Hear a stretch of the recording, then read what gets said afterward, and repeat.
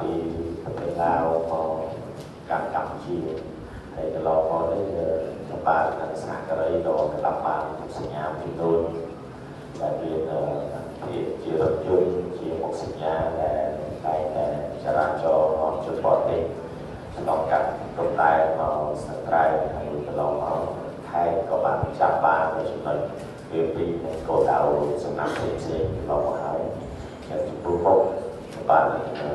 សហការជាមួយសហការីបានក៏ដូចជាអ្នកពាក់ព័ន្ធផ្សេងៗទៀតដើម្បីរកទឹកលើការ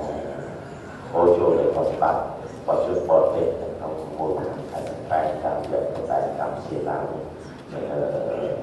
មានការគ្រប់គ្រងពីអង្គលោកស្ដីអង្គក្នុងរដ្ឋបាលសិល្បៈ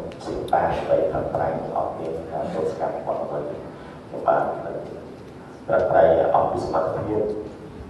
អ្វីដែលមានហើយអនុវត្តទៅការទទួលខុសត្រូវរបស់សូមអរគុណហើយដល់ទីបាទទីតាំងស្កេមអនឡាញគឺក្នុងទូនីជាមួយនឹងសហការីក្នុងអនុវត្តយ៉ាងម៉ត់ចត់មកឲ្យមានទីតាំងកើតមានឡើងនៅក្នុងសិក្សាសូមអរគុណហើយដល់ទីសូមគណៈអសាទរ